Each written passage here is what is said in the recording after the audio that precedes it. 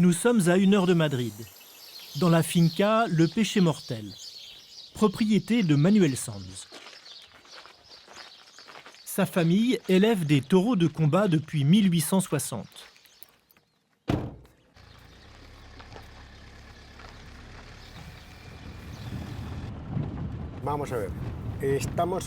Nous sommes à Colmenar Viejo, un village qui est bien adapté à l'élevage de taureaux de combat. Nous avons de bons pâturages, un climat propice, ni trop froid en hiver, ni trop chaud en été, contrairement au reste de l'Espagne. C'est vraiment un privilège d'habiter ici.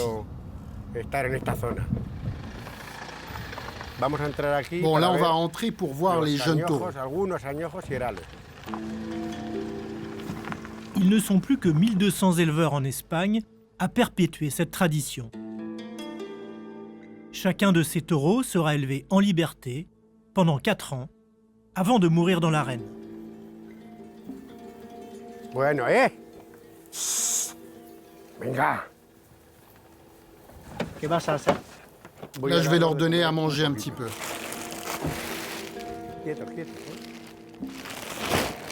Restez tranquilles.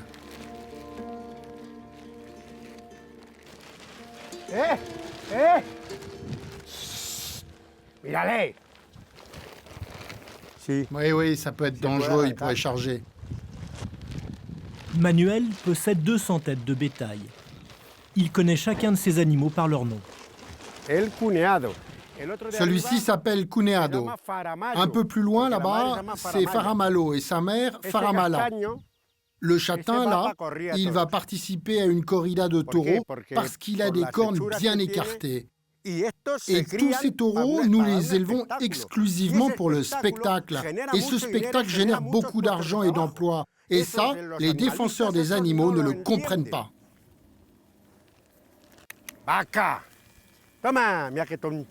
Dans 2 semaines, Manuel va livrer 3 de ses taureaux pour une corrida. Chaque bête lui rapportera près de 4 000 €. Les spectacles taurins génèrent chaque année près de 4 milliards d'euros de chiffre d'affaires. Mais en 10 ans, face à la pression des anti-taurins, à la crise économique et au Covid, le nombre des corridas a diminué d'1 tiers en Espagne, mettant en péril cette activité qui fait vivre 200 000 personnes. Pour Manuel, l'élevage de taureaux de combat est de moins en moins rentable, mais il ne peut se résoudre à abandonner sa passion. Le torero, c'est une star, comme à Hollywood.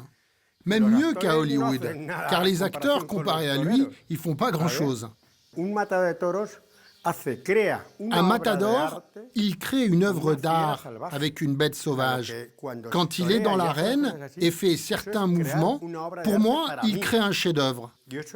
Et c'est de la culture, notre culture, même si certains disent le contraire. C'est de l'art, au même titre que le travail d'un peintre. La profession de torero, c'est un art, et à ce titre, il faut la respecter. Y como tal se debe de respetar. Un art qui attire encore des passionnés de toute l'Europe. Ce matin, c'est un groupe de Nîmois qui vient visiter la propriété de Manuel. Bien. A ver. Bonjour, bonjour. Bon, je vais vous emmener voir les vaches, dans les champs et puis après les jeunes taureaux. Manuel, le ganadero. Et bon, on va aller voir les vaches et les novillos. Et ensuite, il y a Fernando Adrian qui doit venir. Et on va faire une vache ou deux, on va voir. Hein? Ces touristes parcourent l'Espagne depuis 1 semaine et visitent les lieux emblématiques de la tauromachie. Isabelle Vigne est la présidente de l'association. Qui n'a pas son foulard? C'est le plus vieux club taurin de France. Andrea? Depuis 1896, ses membres se retrouvent pour faire vivre l'afición, la passion du taureau. Alors nous sommes 150 personnes. Voilà. Et il n'y a pas de problème de recrutement? Oh si, Comme partout. Comme partout, nous sommes vieillissants dans l'afition. Hein, donc, si beaucoup de jeunes pouvaient rentrer, ce serait bien. Un recrutement qui s'avère difficile. 84% des jeunes Espagnols se déclarent anti-taurins. Ce clash des générations se retrouve dans le public des arènes, vieillissant et de plus en plus clairsemé. Aujourd'hui, Manuel organise une corrida privée pour le club nîmois. Pour l'occasion, il a fait venir un jeune torero prometteur. Fernando Adrián a 30 ans et combat depuis une décennie. Papa, tu peux fermer la porte s'il te plaît?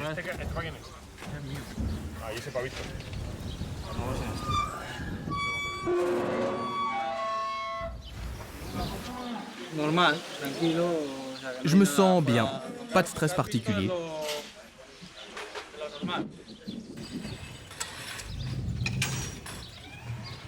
Fernando va affronter deux jeunes taureaux, des novillos de 200 kilos. Pour lui, c'est un entraînement. Il n'y aura aucune mise à mort.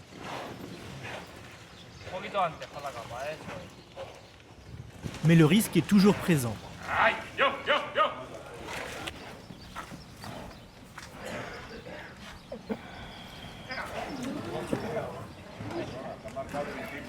Fernando se déplace gratuitement pour participer à ces corridas. C'est sa manière de militer et de convaincre les sceptiques. Bien sûr, j'ai des amis qui n'aiment pas la corrida ou qui ne la connaissent pas. Mais quand ils m'ont vu combattre dans de grandes arènes, ils ont pu se faire leur propre opinion et se rendre compte du danger que représente le taureau, mais aussi de l'émotion que procure une corrida quand tout se déroule bien.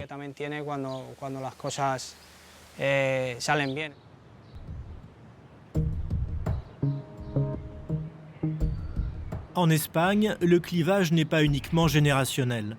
Il est aussi politique. Les partis de gauche s'opposent majoritairement à la tauromachie, alors que la droite veut préserver cette tradition.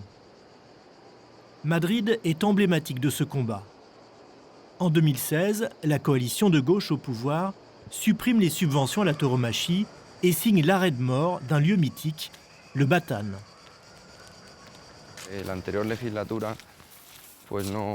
L'ancienne équipe municipale a fermé ce lieu et l'école taurine a dû mettre la clé sous la porte. Et le corral est resté à l'abandon, comme vous pouvez le voir.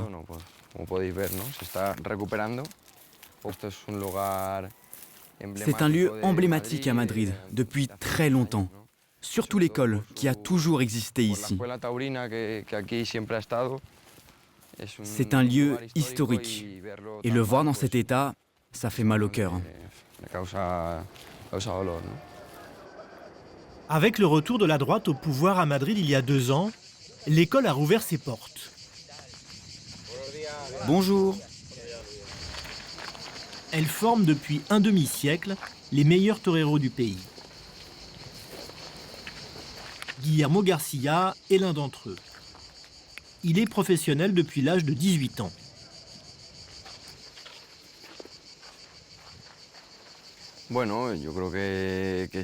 C'est clairement un métier très spécial. Il n'y a pas d'autre profession où l'on risque sa vie de cette manière-là. Enfin, plus qu'une profession, un art, où l'artiste met sa vie en jeu. C'est pour ça qu'il y a une connotation si particulière. Car le torero risque sa vie à chaque instant. Et c'est là que réside la spécificité et la difficulté de la tauromachie.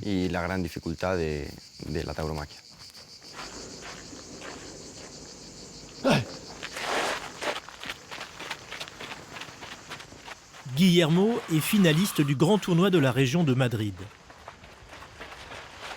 S'il gagne, ce sera la consécration de 7 années d'efforts. Alors pour réussir, il s'entraîne quotidiennement aux côtés d'Agustín Serrano, un torero de 59 ans. À ce stade de leur carrière, aucun de ces professionnels ne vit de son art.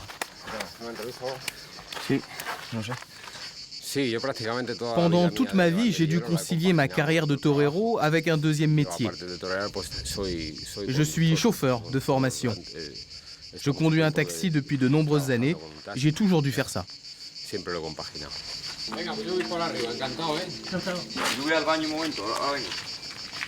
Guillermo, lui, a l'ambition d'en vivre et de devenir matador, la reconnaissance suprême pour un torero. Ils ne sont plus que 460 à détenir ce titre en Espagne. Un tiers de moins qu'il y a 8 ans. Alors chaque week-end, il retrouve sa famille pour commenter ses corridas. Bonjour Guillermo. Tu vas bien?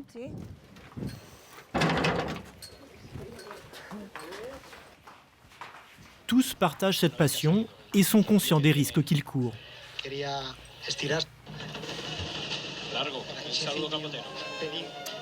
Ça, c'est la deuxième bête, celle qui courait beaucoup.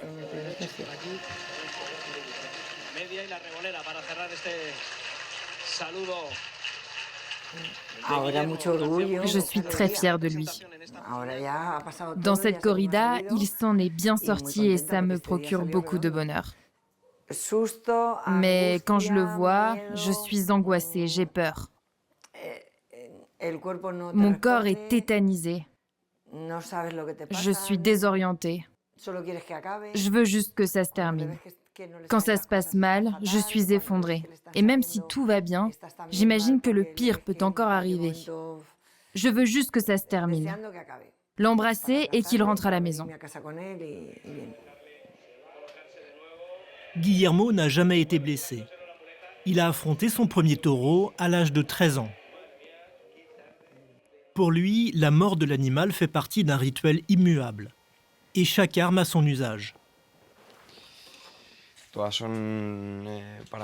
Là, ce sont toutes les armes que j'utilise pour tuer.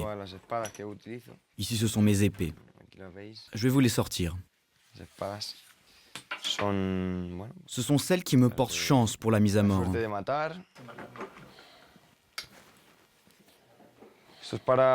Celle-ci, on l'utilise quand on n'arrive pas à tuer le taureau, quand l'animal ne veut pas tomber.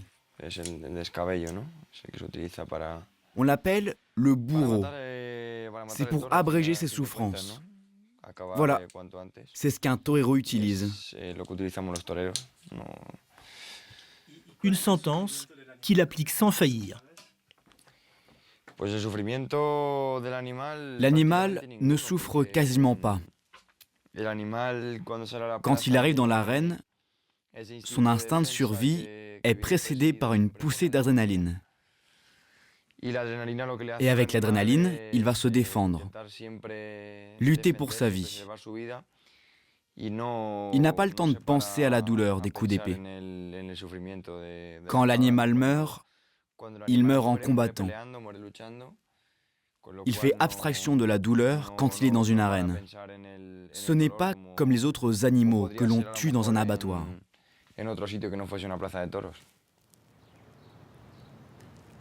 La souffrance des taureaux est souvent niée ou minimisée par les partisans de la corrida, y compris par des vétérinaires proches du milieu taurin. Pour rectifier cette vision, José Enrique Saldivar a créé en 1998 l'Association des vétérinaires pour l'abolition de la tauromachie. Voilà, c'est le magazine où a été publiée l'étude. C'est juste du bon sens. Comment peut-on imaginer qu'un animal qui subit toutes ces souffrances ne sente rien? Il faudrait qu'il soit en pierre. L'association de José Enrique Saldivar regroupe 400 vétérinaires qui enquêtent et informent le grand public sur la réalité de la tauromachie. Tout ça, ce sont les différents instruments, les gadgets, les armes, comme ils les appellent, qui sont utilisés pendant les combats. Les armes ont pour but d'émousser l'agressivité du taureau, réduisant ainsi les risques pour le torero. Mais les blessures causées à l'animal sont extrêmement violentes. Sur son cheval, le picador utilise cette arme, qui s'appelle la puya, la pique. Elle déchire les muscles, les tendons, les ligaments, les nerfs et les vaisseaux sanguins.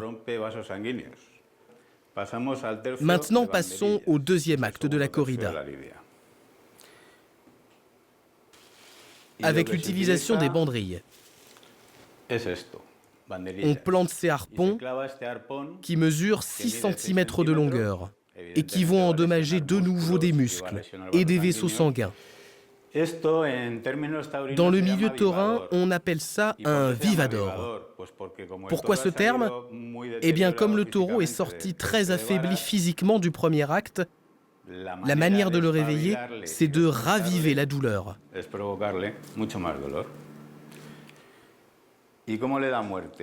Et maintenant, passons à la mise à mort. Le torero va utiliser l'estoc.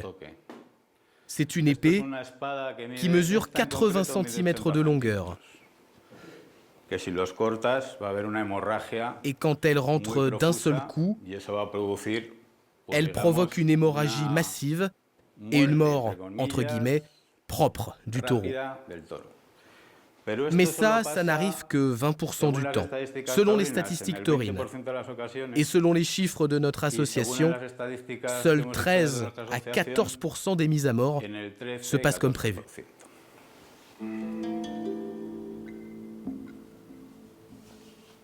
Ces campagnes de sensibilisation portent leurs fruits. Les Espagnols sont de plus en plus critiques envers la corrida.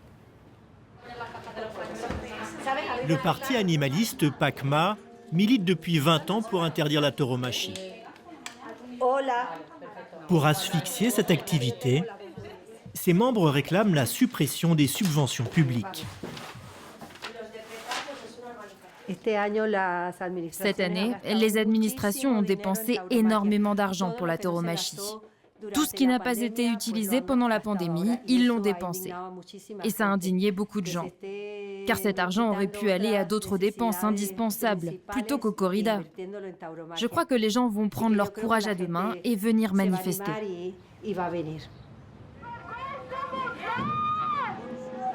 Chaque année, au mois de septembre, les associations anti-taurines organisent une grande manifestation pour sensibiliser la population.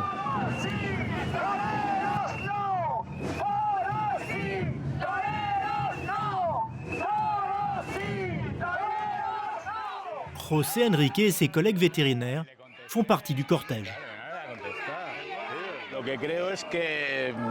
Une partie de la population est indifférente à la souffrance de l'animal dans ce business de la tauromachie. Et le moyen d'augmenter notre influence pour lutter contre ce milieu, c'est d'arriver à mobiliser le plus de monde possible et que les gens nous écoutent et nous appuient.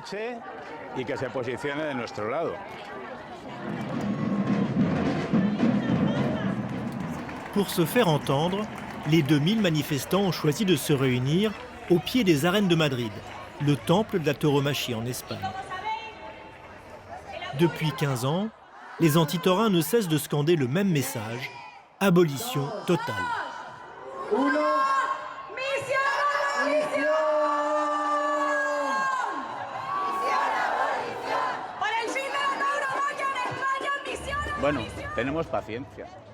Nous sommes patients, même si on sait que le temps presse pour ces animaux. Et cela nous affecte beaucoup. Mais je n'ai aucun doute que ça va se terminer. Même le monde du taureau sait que la fin est proche. Les grandes arènes cette année ont eu un taux d'occupation très bas. On sait que ça va se terminer. Mais vous dire quand? Je ne sais pas.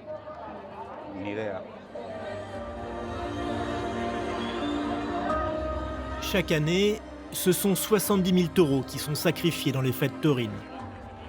Alors, les manifestants ont un but, faire tomber une à une les grandes arènes du pays. Esta plaza la vamos a cerrar. Esta plaza la vamos a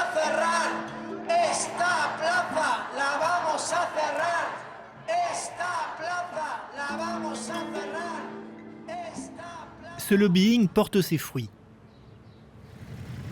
125 communes espagnoles ont supprimé les fêtes taurines. Parmi elles, Barcelone, la deuxième ville du pays.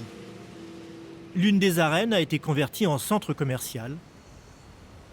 Et la plus célèbre, la Monumental, accueille désormais des spectacles et des concerts. Enrique Guillén, ancienne star de la tauromachie catalane, n'en revient toujours pas. Là, c'est moi, à la Monumental, pour mon accession au grade de Matador. Et là, ma dernière corrida dans cette arène de Barcelone. Et sur cette photo, j'ai gagné une oreille. Ce sont beaucoup de souvenirs et de nostalgie, et j'aurais aimé que ça continue.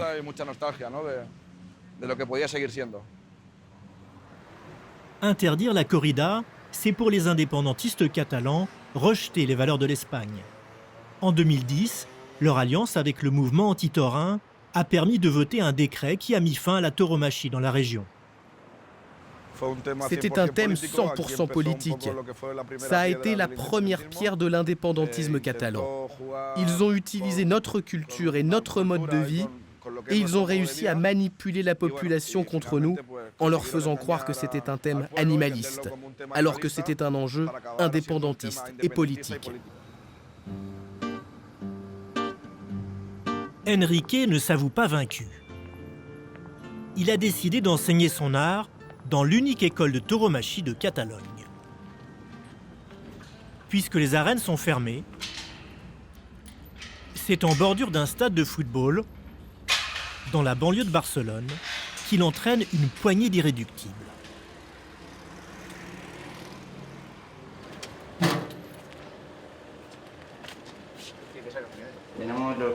Là, on a un chariot en forme de taureau et des cornes pour mimer les charges. C'est tout l'équipement de l'école. À l'ombre de ces tours, l'école taurine de Barcelone accueille une dizaine d'élèves pendant l'année. Mario, Hugo et Alba sont les plus assidus.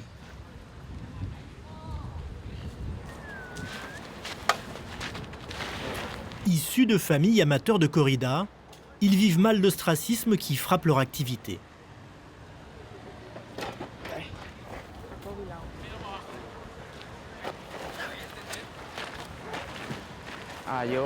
C'est vrai que depuis qu'ils ont interdit les corridas, je me sens un peu seul, comme si j'avais été marginalisé. Mais je suis quand même fier, car à l'époque actuelle, il faut de la personnalité pour être torero. Depuis un mois, c'est le jeune Ángel qui les a rejoints. Sa préoccupation n'est pas d'ordre politique, mais plutôt technique. Tu dois faire l'effort d'utiliser cette muleta. C'est vrai qu'elle est grande, plus grande que toi. Allez, entraîne-toi. Il a 7 ans. C'est notre dernière recrue. Mais le gamin a une envie et quelque chose de spécial. Vas-y, lentement, Ángel. Allez, on recommence. Même s'il est fier de son statut d'apprenti torero, Ángel a encore du mal à l'assumer en public.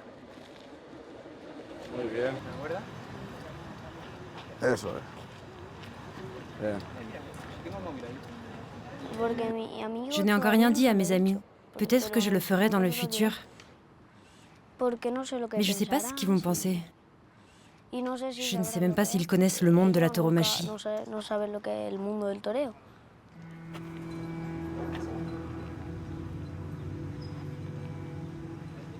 La bataille de l'opinion publique semble définitivement perdue dans les grandes villes. C'est sans doute le clivage le plus prononcé. Ville contre campagne. San Martín de Valdeiglesias est un village de 8000 habitants, à 1 heure de Madrid. Il a 2 fiertés, son château médiéval et ses arènes. Cette année, il accueille la finale de la Coupe Chenel, qui désignera le meilleur torero de la province. Paloma Moreno est l'une des organisatrices du festival. On va monter la tente au cas où. Cette année, la municipalité de San Martín de Valdeiglesias s'est fixé un objectif, séduire un jeune public. Ah, regarde Suzy, ça c'est l'Espagne. Bon, tu vas avoir un petit peu chaud. Comme vous pouvez le voir, on mise sur la jeunesse. D'ailleurs, on va faire un atelier de fabrication de banderies et un atelier de corrida. Au final, il faut encourager cette passion depuis le plus jeune âge.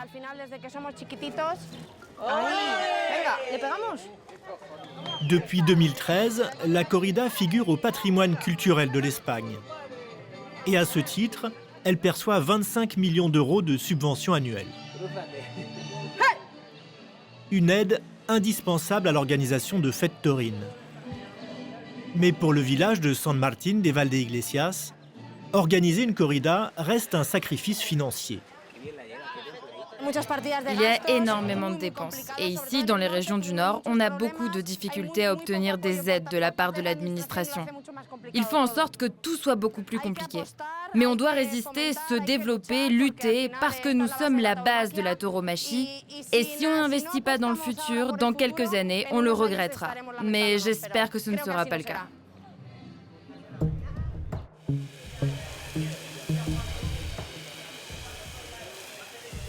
La corrida débute dans 7 heures. Mais déjà dans les coulisses, c'est l'effervescence. Nous retrouvons Manuel Sanz. L'éleveur découvre les arènes où vont combattre ses bêtes.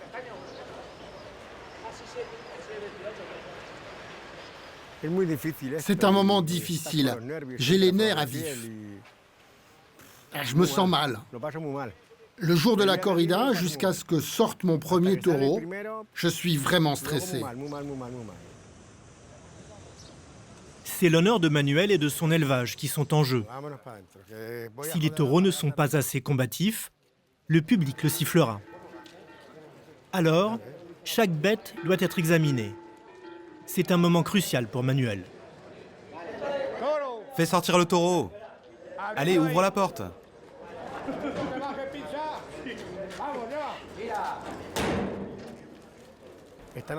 Ils identifient chaque jeune taureau et ils vont juger s'ils peuvent combattre, s'ils sont en forme et s'ils se déplacent bien.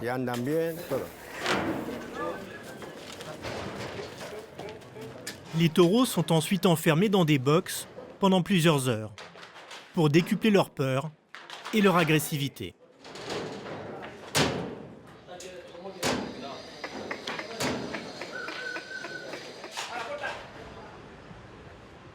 À quelques pas des arènes, Guillermo Garcia est fin prêt.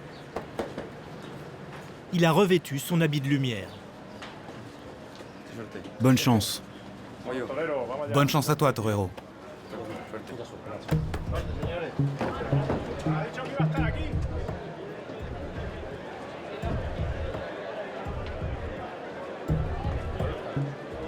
En ce dimanche, il ne reste que 2 quadrilles de toreros en lice pour la finale.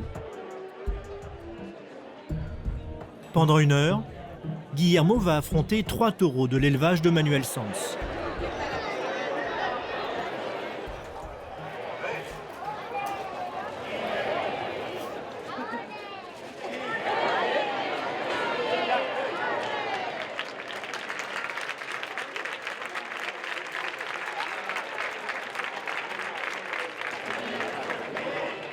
Saigné par la lance du picador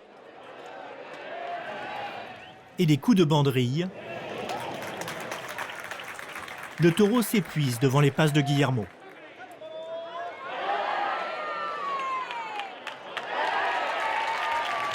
Après 20 minutes de combat, c'est le coup de grâce, dans des arènes à moitié vides.